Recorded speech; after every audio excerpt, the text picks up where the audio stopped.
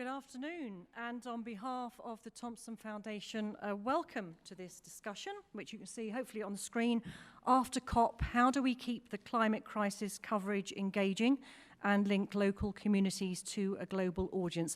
Can I firstly say really thank you so much for coming, because I know there are, 7 other events going on now, so you've picked the right one. We'll try not to disappoint you. Thankfully, I won't be talking for much of it. These people here will be. I will just introduce myself, though. I'm Mackey. I'm an editorial associate with the Thomson Foundation. I've written 3 training courses covering on how to cover environmental stories and why local journalism in particular matters so much. I was a BBC reporter for 30 years, and among the thousands of stories I covered, there's one date that always sticks in my mind, and it was the 20th of July, 2007. Where my city and the surrounding areas were hit by what I can only describe as a biblical flood. And it lasted for days. And I was stuck in a car park, I seem to remember, with a cameraman and a satellite engineer, but that's possibly a story for another day. But I live and work in my patch, the West Midlands, and I was on TV that day saying this is a once-in-a-lifetime flood.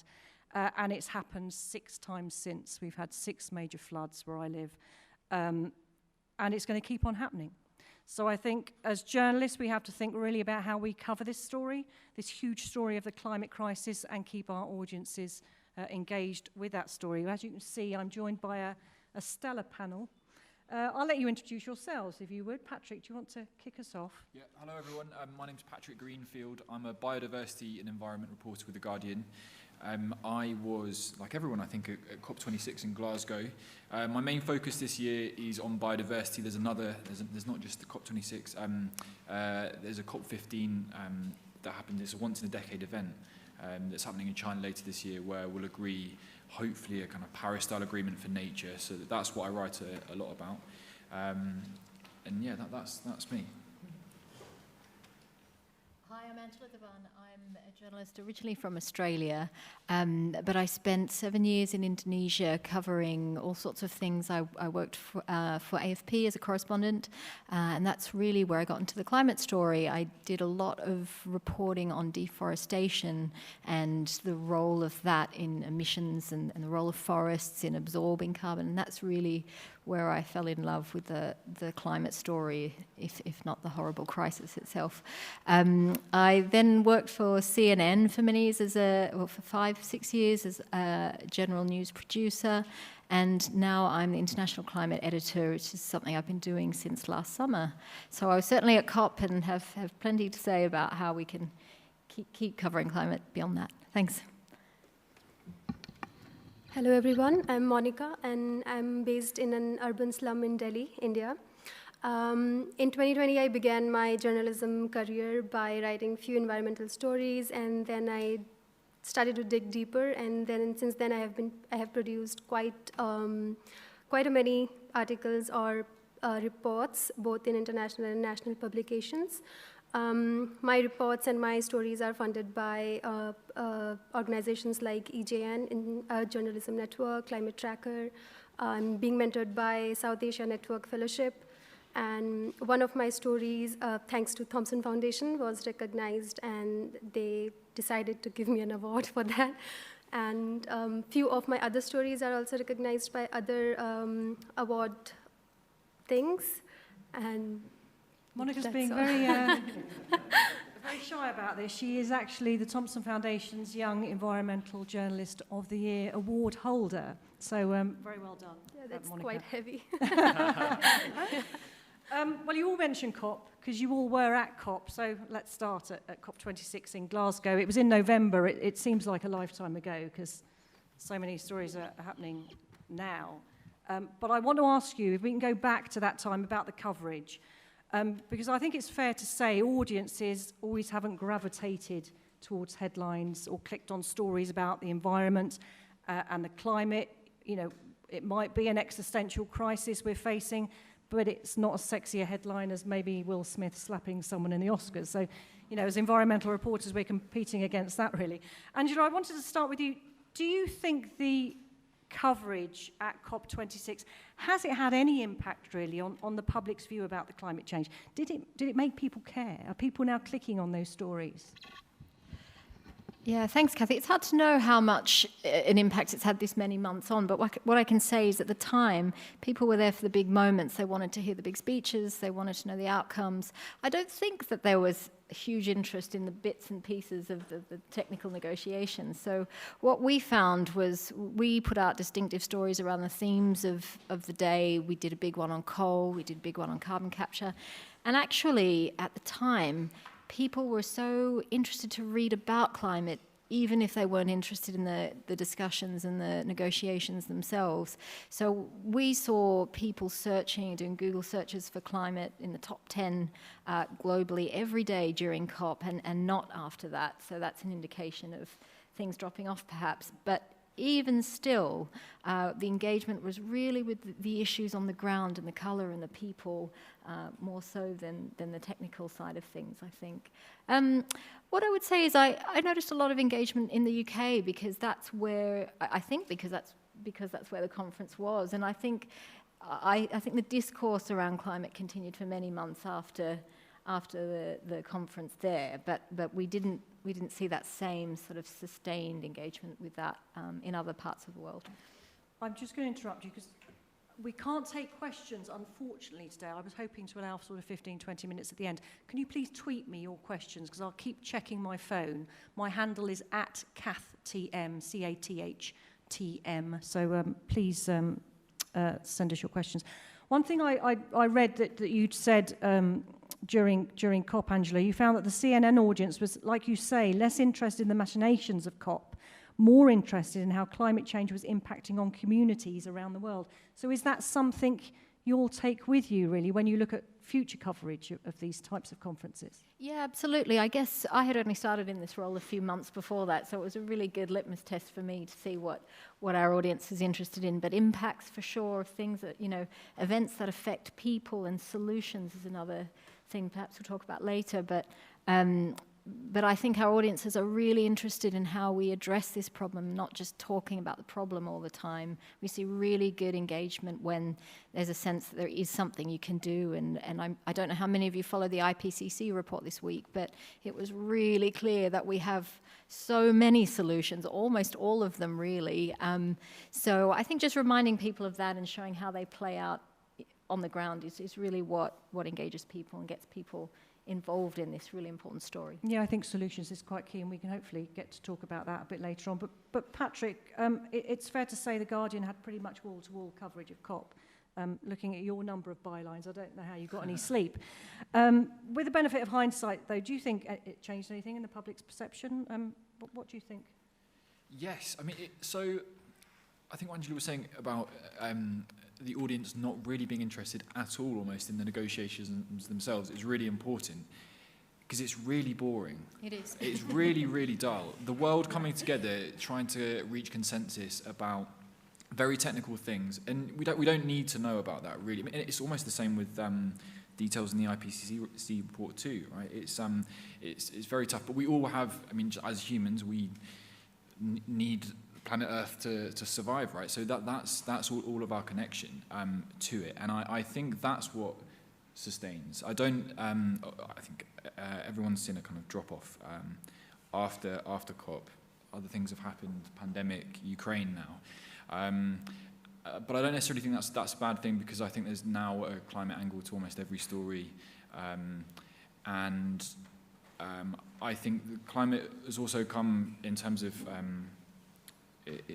its space in newsrooms. It's come a very long way. So I, a couple of weeks ago, was in Geneva for negotiations for COP15 later this year for biodiversity, and they're searching for their Paris moment too. And it was equally as dull in terms of the technical negotiations, but there's not much press interest, and it's got an equally grand aim of making sure we all have enough food and water and the ecosystems don't collapse. I mean, it's crucial too, and there's lots of crossovers with the climate, but there's a real kind of existential moment there of, well, how do we step out the shadow from Glasgow and all these great things that are happening around the climate now? It's one of the issues, and I guess I'm negatively defining it, but in that sense, but it's definitely had an impact and will continue to to define our lives. It's the issue, I think. So you're at a conference, and it's like you say, it's very dull, it's very dense. So give us an example of how you make what's being discussed there engaging to someone in an apartment in Perugia or a house in Birmingham in the UK. How do you make that link, and how do you make those stories engaging? So the thing I always have at the back of my mind is, it's quite scary really, that we've probably lived through, on average, the coolest years of our lives already. Our children, if we have them in the future, won't see years like the ones we've grown up with, and our baselines will naturally shift of how the world is, and that's obviously something that's very worrying and quite scary, and there'll be lots of world events that go with that. And in terms of you did an actual story I'm thinking of. You did one about Madagascar? Well, yes. Sorry. But on that concrete example, flying. Many of us flew here. I interviewed the Madagascar Environment Minister, and at the time it turned out not to be the case, but it was thought that Madagascar in the south of the country was experiencing the first climate change-related famine.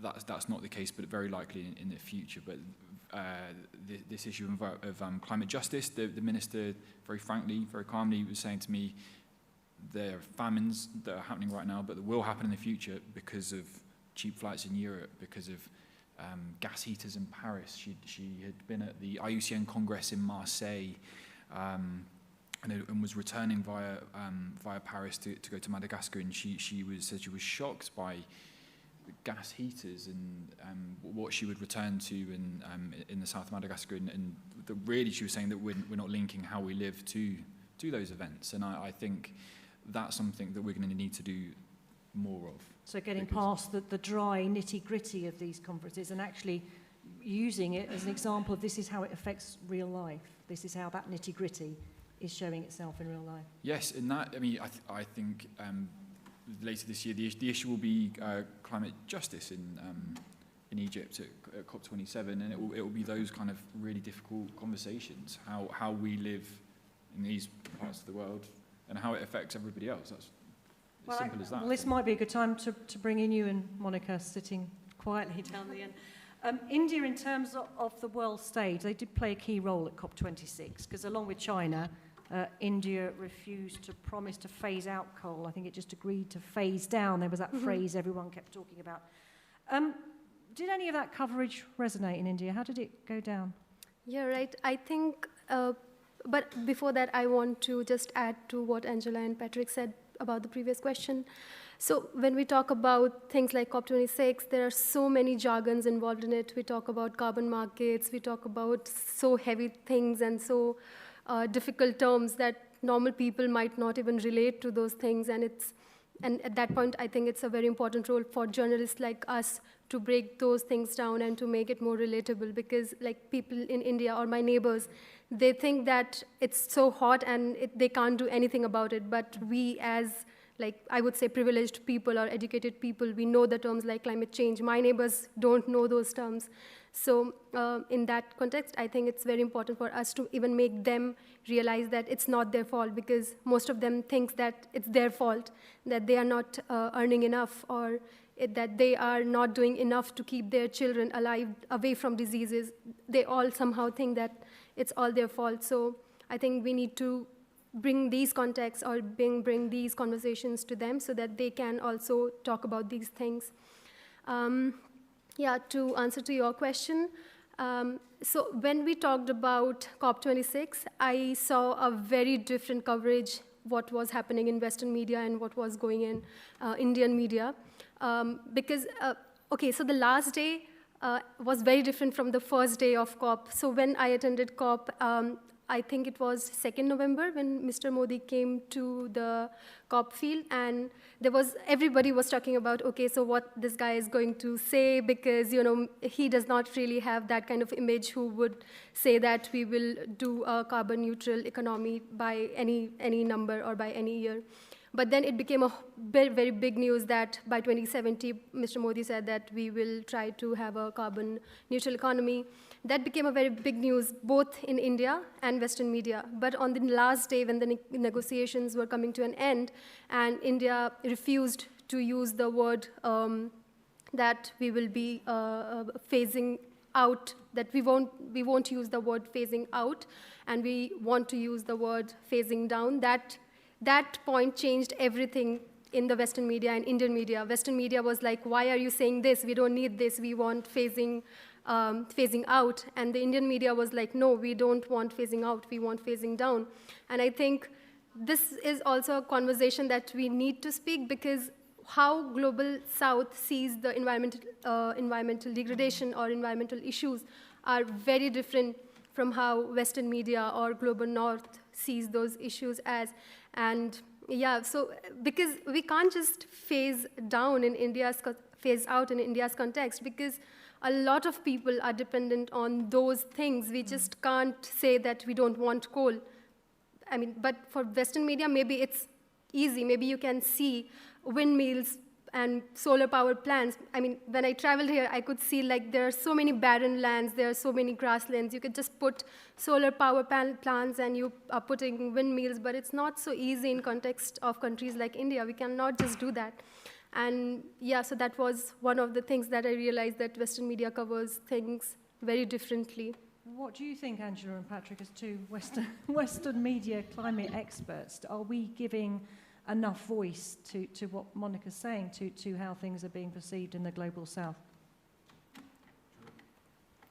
So I think something has or is changing with the failure of rich developed countries not to provide the $100 billion of finance. I think this tension is crucial. It would be, I'm sure maybe even kind of Western climate negotiators would want us to caricature India as this climate laggard who is not behaving as it should, but there are a list of countries, very obvious examples, that cause this problem, and I think it's theirs to solve, largely, and money is going to be a key part of that, but also helping others adapt in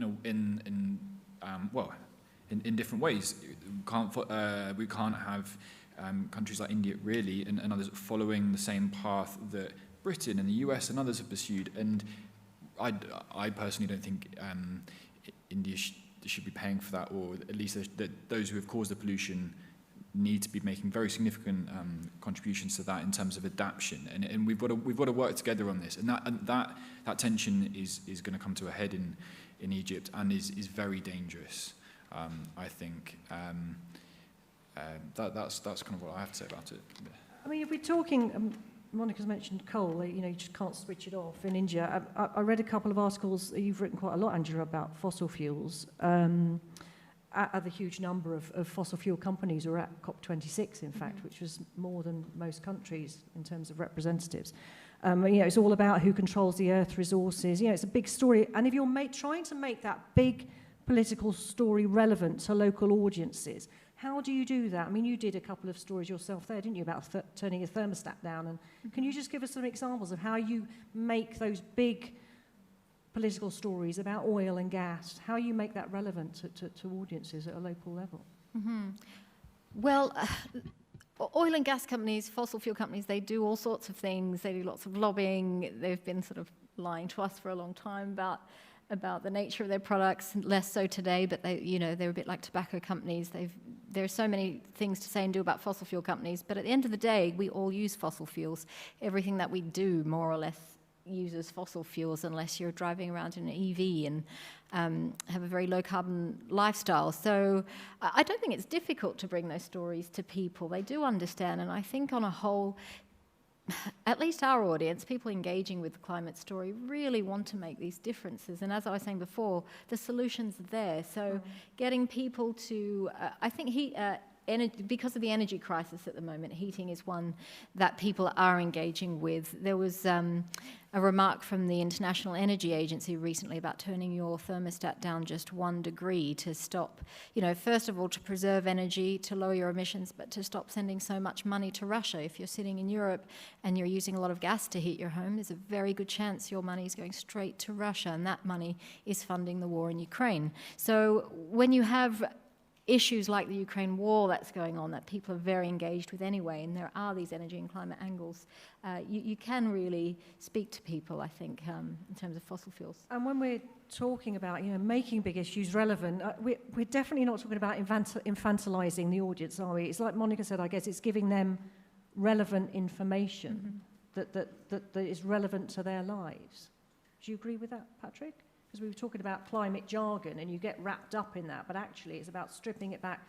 And like Monica says, it's sort of actually explaining situations to audiences.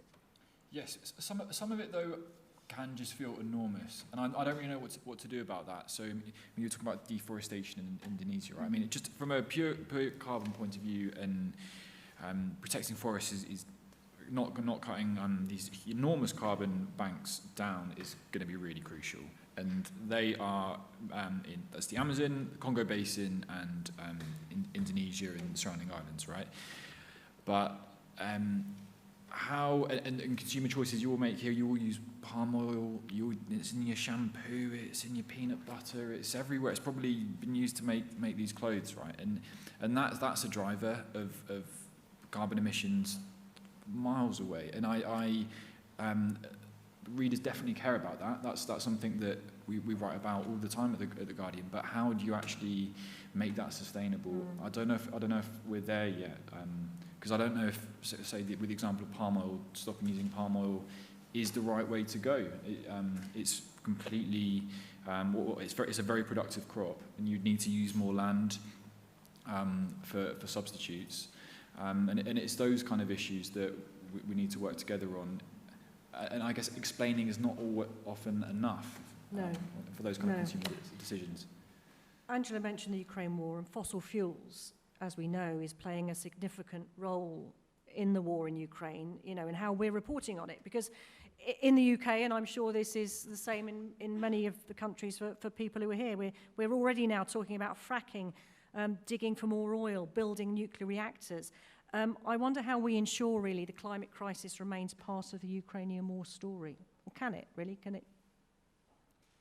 Yeah, I mean, I think it's definitely in part at least a climate story, and that will be true moving forward. I think it's interesting to see that the initial kind of short-term reaction is for states or the back channels to start speaking to kind of Venezuela and Iran and countries that are on paper not friends with, to seek other sources, and the side deals we've now had with Qatar and gas. But I think, I mean, in the UK, the bills they've gone up last week, right? Mm-hmm. And they will arrive on our doorsteps in three months or so. And I think then we'll start having a huge conversation, because using less energy is going to be crucial, and that will go on everywhere. And I don't think the solution will be more fossil fuels, right? It can't be. Having renewables is freedom. That's being said everywhere. And I think that will be a direct consequence of the war, because energy prices are unlikely to go down quickly after this as well. I would actually say, if anything, this has put climate back on the agenda. Okay. I mean, it can be really easy to, listen to people like, sorry, it's very British, but Jacobs Rees-Moggs, and yes. There are sort of, He's I'm sure British in politician. Whatever country you're from, I'm sure you have some old politician who's pushing fossil fuels right now as a solution to the energy crisis. Every country has them, but it's an absolute no-brainer, particularly in Europe, where you have all the sort of freedom to really push forward with renewables, to respond to this crisis with more renewables. It's absolute no-brainer. If you just keep digging up more fossil fuels, it's not only bad for the climate, but in most countries' cases, it means importing from other countries. And then you have the same old question is, well, okay, it's Russia starting a war today, but what if this other country starts a war tomorrow? And what if they decide, for whatever reason, geopolitically, to cut us off? So the more energy security everyone can have for themselves, the better. And the more that comes from renewables, because that's entirely possible, the better as well. Monica, I wonder what perspective you have on this, because India's been drawn into this, not least because it's buying oil up from Russia, cheap oil up. So how's it being covered in India, this story? Yeah, I think it's going to be a funny answer, because it is funny how India is covering the whole Ukraine war. I mean, if you just go to a mainstream channel and you just put on some news channel up on the television, you'll see very weird things coming up, like Mr. Modi is trying to save Russia, and Mr. Modi is also trying to save Ukraine. Like, the entire mainstream media has made the whole issue very funny. So it's nothing that we can see and analyze something. But yeah, I mean, because we import a lot of fuel from Russia, and they are giving us like some advantage by selling it at cheaper prices. So yeah, that ways there is this discussion happening, but the coverage is very minimal. Like, you will see just once in a 24-hour news cycle that somebody is discussing this. Otherwise, it's the entire newsroom is filled with weird things covering Ukraine in weird manner, which does not really make much sense. So what are the challenges for someone like you, an environmental reporter, when there's obvious reticence in the political sphere to even discuss the climate crisis or climate change? I mean, where do you start? How do you sort of address that problem? Right, so it's also difficult because people are not very interested to read about environment or biodiversity or things like that, which they cannot relate to directly. So as a journalist, we try to make those things which, we try to write in a certain way wherein people can relate to those things, maybe health, maybe how people are suffering because of heat, maybe because of water, maybe because of any other thing that is related to environment. I think that's one thing wherein we can bring more and more coverage of environment in the mainstream media or in any media of that sort. And that is what my special attention goes to, that I want to speak about, or I try to speak about things which I can relate to people, and they can think, okay, this is what is happening in my society, and this is happening in my backyard, and I can relate to those things. So, yeah.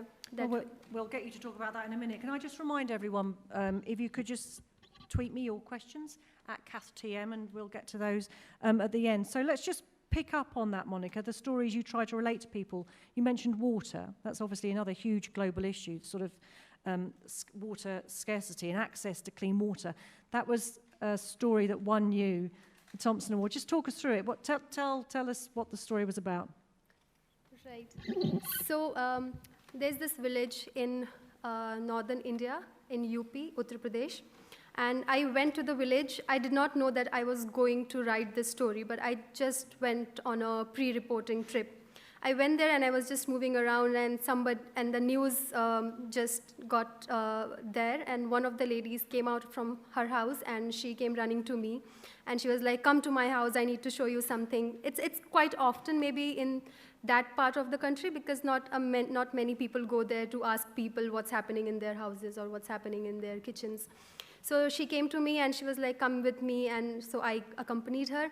I went to her house and she brought a glass of water to me, which did not look like water. It was yellow in color. It looked like mustard oil or a glass of beer. So I was confused. Why is she bringing beer to me? I mean, that is not even usual in India.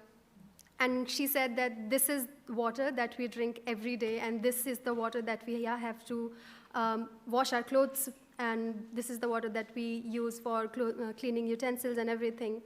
And that was the point that triggered me, that how can anybody use this water to drink or give this water to their children?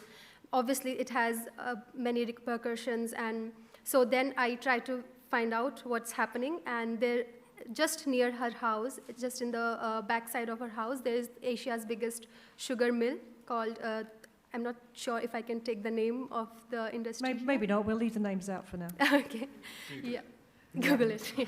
It's Asia's biggest sugar mill, which is situated in this village, and they are not really, they are not following any environmental regulations that the government gives them, and which is leading to all of this crisis. They are not monitoring the water. They are not cleaning the water that is coming out after the processing of the sugar, and this water is seeping down in the ground, and it's also affecting the surface water, and eventually this is what is happening. That is just making the drinking water for the villagers very bad, and they can't drink it, and they're falling sick, obviously, because of this.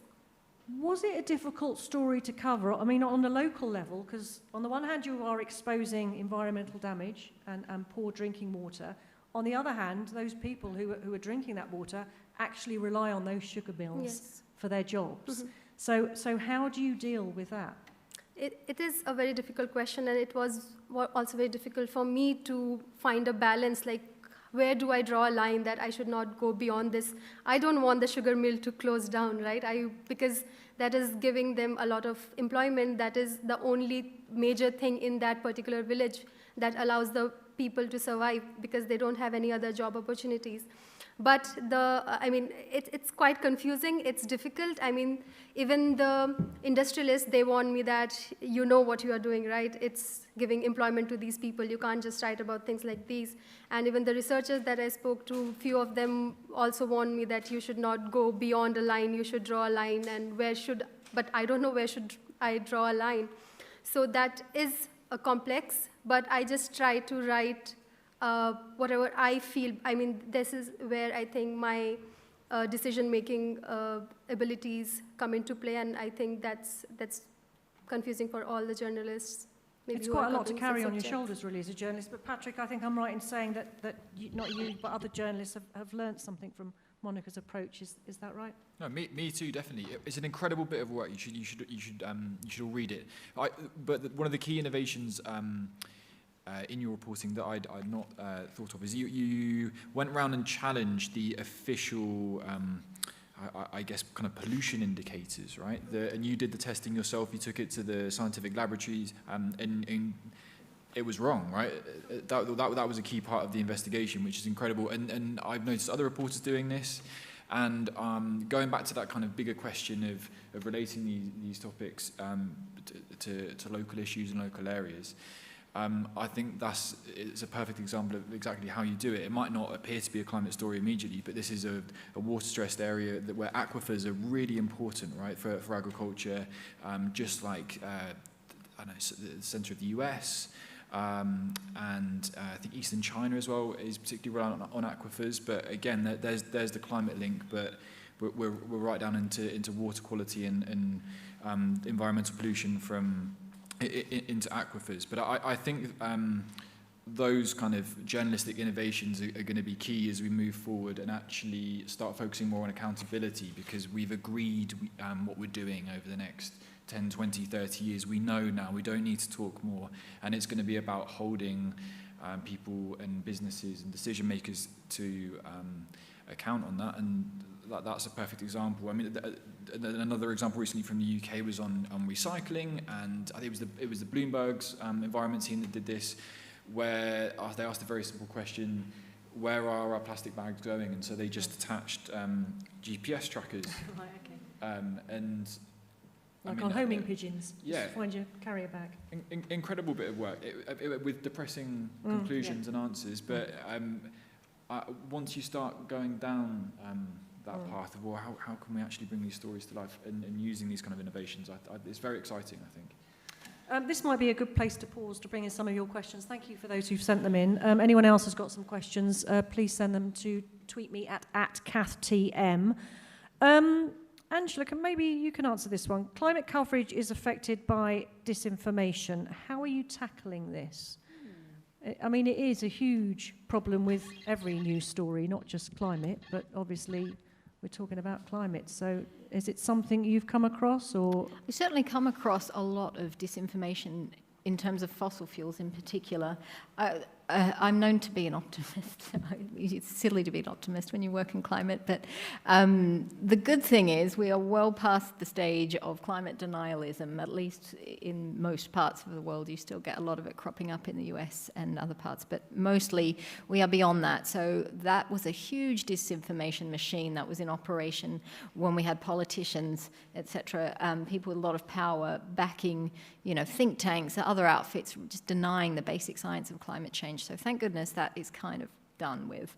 But what we see now is a little bit more kind of, how should I say it, sort of trickier lobbying and work from fossil fuel companies and fossil fuel producing nations where bits and pieces of information are not quite right. One good example is, I was really surprised. Our audience was very interested in a story about EU taxonomy, which is the most boring sounding thing I could possibly think of, EU regulation. But this was a policy for the EU to list a number of energy sources that should be eligible for sustainable finance, basically private investment, could be hundreds of millions of dollars.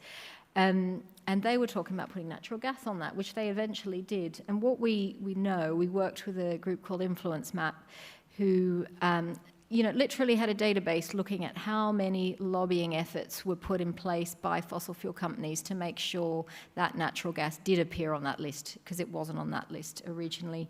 And they are using an argument around hydrogen to try and prolong the life of natural gas. So at the moment with the war and every energy crunch, there's a lot more understanding that natural gas is not the best energy source. We all thought it was going to be this clean bridging fuel from coal, but it's turned out to be much dirtier than we initially thought because it leaks a lot of methane in the supply chains. So what we see is fossil fuel companies now talking about clean hydrogen, and they claim they can make clean hydrogen out of oil and gas by capturing the carbon, whereas in reality the only real clean hydrogen that exists for energy purposes is green hydrogen that's made from water using renewable energy. So this is very technical stuff, but actually when you explain that in a certain way, our audience is very interested in it.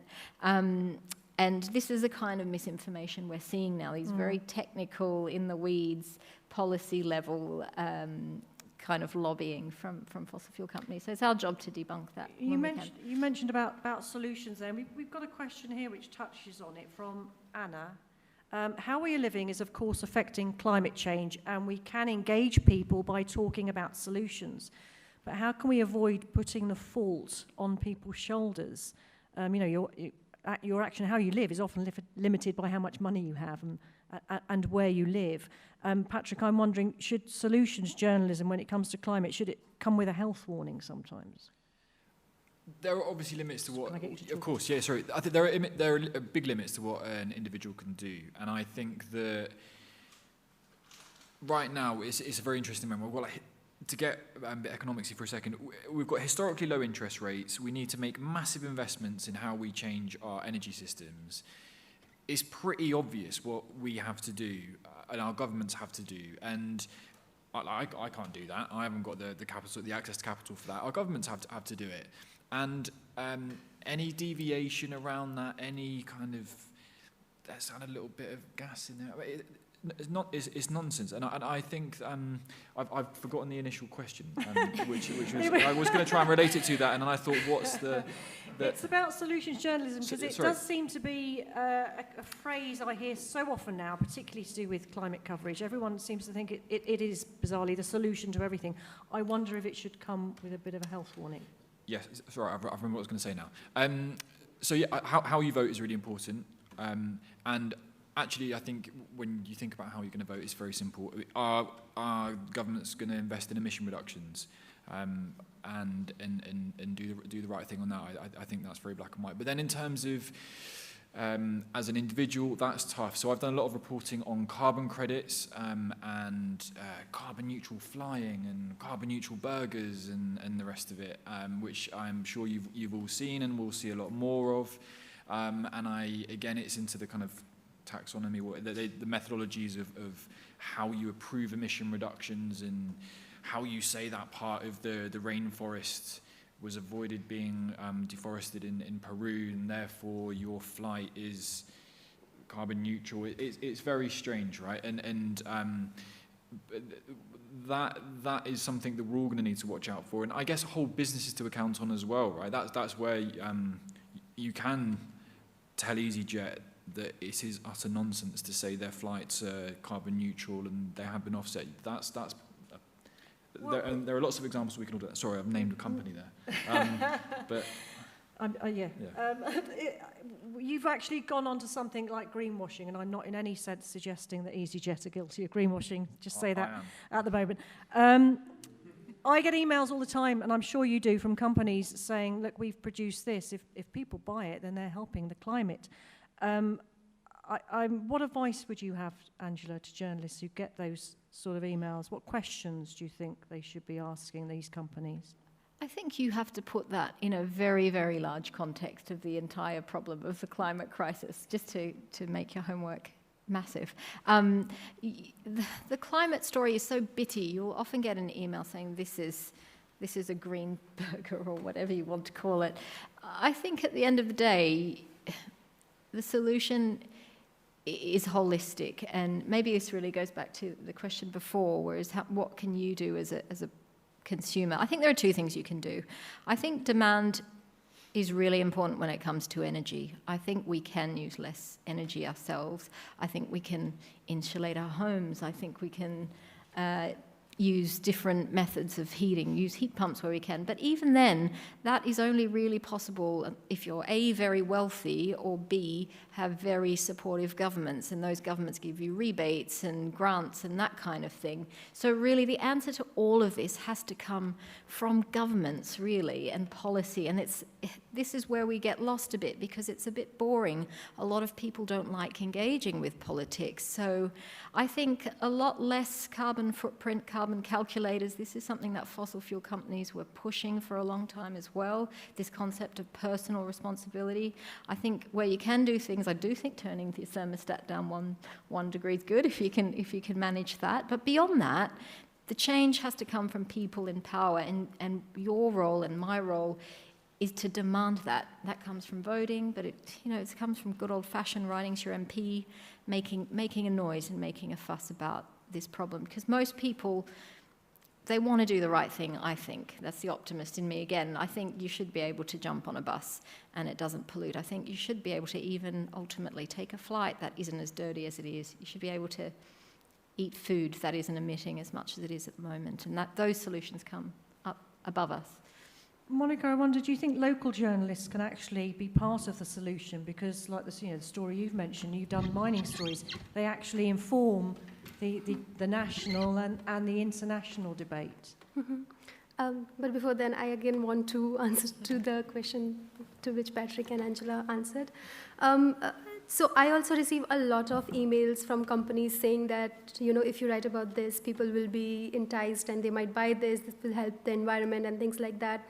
But I think before getting into that debate, we first should ask, this is not an advice, this is nothing, it's just what I personally do, that what the solution is impacting whom, and is it affecting the person standing last in the line? So a lot of times I get emails from solar companies, from windmill companies telling that if you do this, if you cover the solar thing, it will reduce the coal import in the country or the energy from coal, and it will be greener energy and things like that. But if those solar mills are being planted in the deserts of India, which are not grasslands, which are not wastelands, there is biodiversity even in that region. So if you are just taking away the lives from there, and if you are putting up these solutions there, then it's not a solution, because people are getting impacted from those solutions.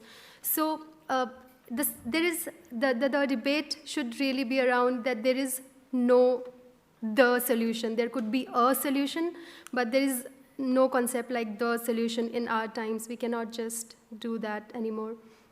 Yeah, and what was the question? I've forgotten, Monica. But your answer was very good. I'm sure it covered it.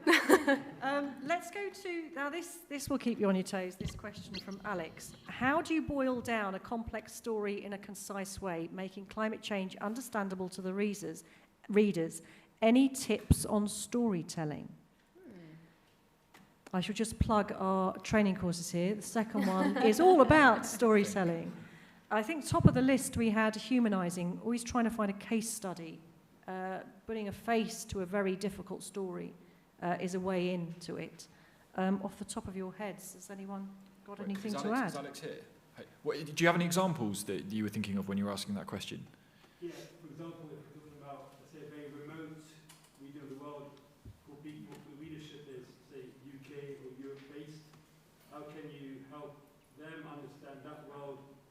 context and empathize with the people. It's a very, if you have to explain something, it takes a lot of pages for people not have that much attention span these days. So I think it's kind of a bit of a challenge. And I'm wondering if you have any tips. You divide into different articles. You do visuals. You data in some way, visualizations. God, that's a very tough question.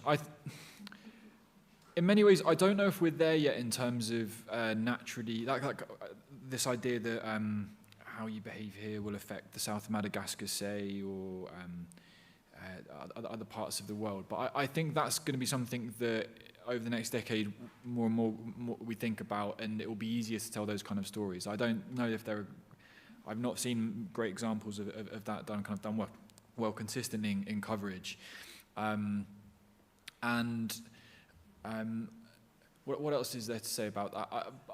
I think it will come back to these bigger questions of climate justice, and using the example of India and being a British national. I think well, maybe we don't even need to name names, but I think there are a lot of the developing world is being told by countries that have decimated their forest, caused most of the pollution, live in a different way, not to do that, right?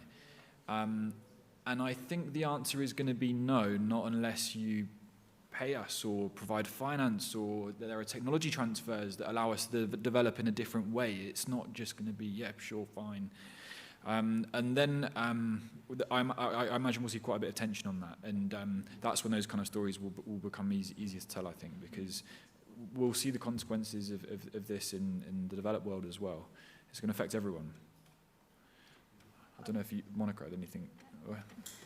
Yeah, and I think putting the stories in a very local context that helps putting faces to the stories or putting humans to the degradation or the problems helps a lot for the people to relate it to the story, and also for us as journalists also to understand. Because even like as a journalist, I am not a climate scientist. I don't know many things which the scientists are writing in their papers. So for me as well, it's very important to understand what's really happening. How is this climate impacting my environment, or how is it impacting the people? Eventually, we are all writing, we are all working for the people, right? So yeah, so I guess firstly understanding by myself, like how it can impact me, and then how it can impact the people living in a certain locality. That just makes the story more humanizing, and that helps everybody. I think you've made a really good point, Monica, because I was never an environmental specialist. I fell into it quite literally.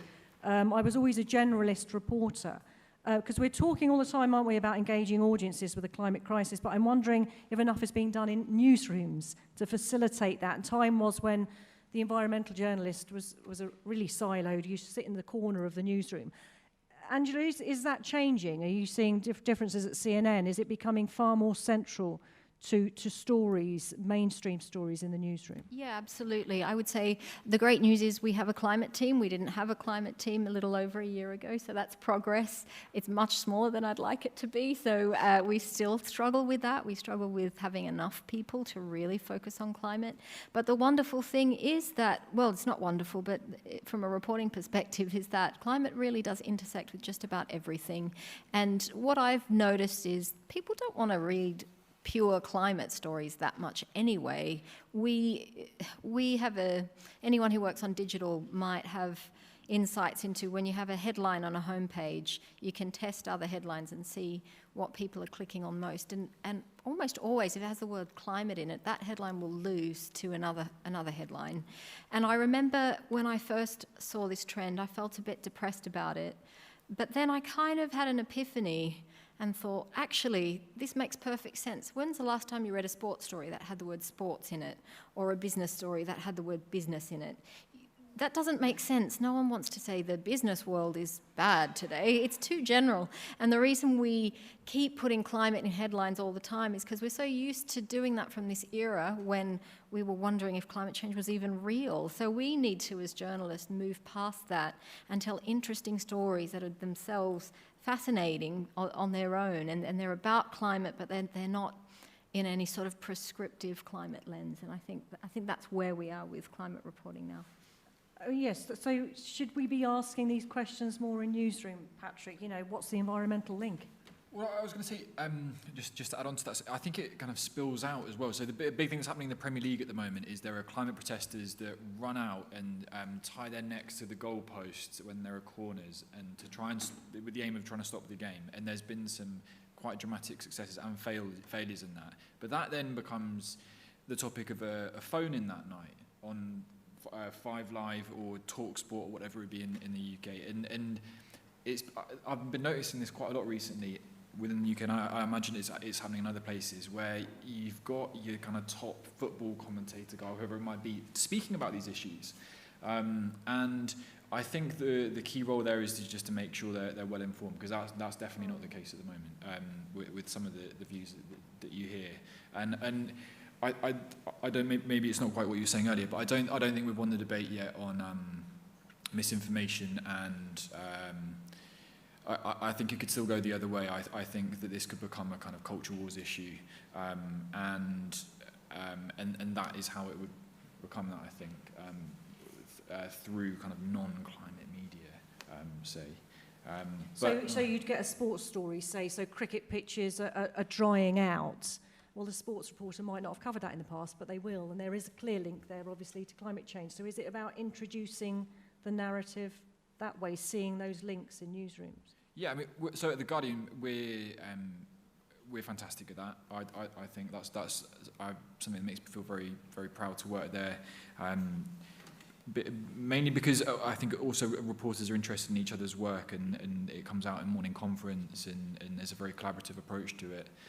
That's not necessarily how it needs to be done in every other paper, but I definitely think it's part of every beat now, especially business. I think they do a brilliant job on it. The Guardian. What about you, Monica? How are you treated as an environmental journalist? Are you seen as a sort of specialist, and are you there just to cover the environmental stories, or do other reporters cover that area? So I don't have a lot of experience, but from the limited experience that I have in Indian newsrooms, I see that people are becoming more aware. The editors are asking for more and more environmental stories. Websites and news outlets are putting up new sections on environment and climate change. So I think that's a positive thing that we can see in the Indian news sphere. But there is no money. That's a very big concern for reporters like us who want to go out in the field, who want to spend months or at least weeks with the people trying to understand how things are working out in their kitchens, in their houses, in their bedrooms, or not in bad sense, like, yeah. So we want to get into their lives. We want to see how lives are changing because of all the degradations that is happening, and because of somebody else, and they have no role, or they have no fault of their own. So for that we need money, and there is no money in when we want to cover environment or climate topics. So that's a concern, but I see a positive change, and I see that there are more and more people asking for environment stories, and there is interest coming up. There's a question here from FJUM.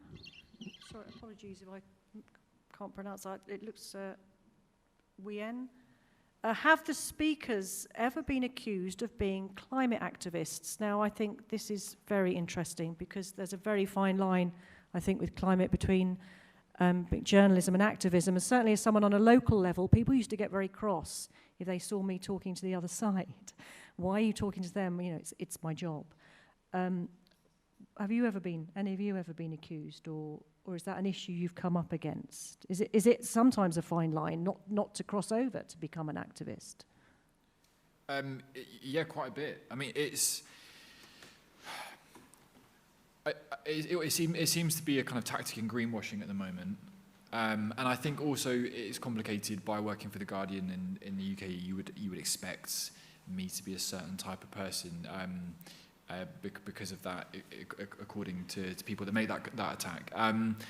And I think it's something you've got to be very careful with, right? Because we need fossil fuels at the moment, but we definitely we need to get off them. And how we write about in fossil fuel companies is going to be keys to that, and they're people too. But I'm not sure where I'm going with this answer. I think I should stop. But, what about you, Angela? Is there a fine line? Is it easy? I mean, you would get activists contacting you all the time, I'm imagining. There is a fine line, I think. I've never been accused of it, but I wonder it myself sometimes. Am I a bit of a climate activist? Because I think where we are with the climate story at the moment, the reality of climate change, the climate crisis, is we all know exactly where we need to go.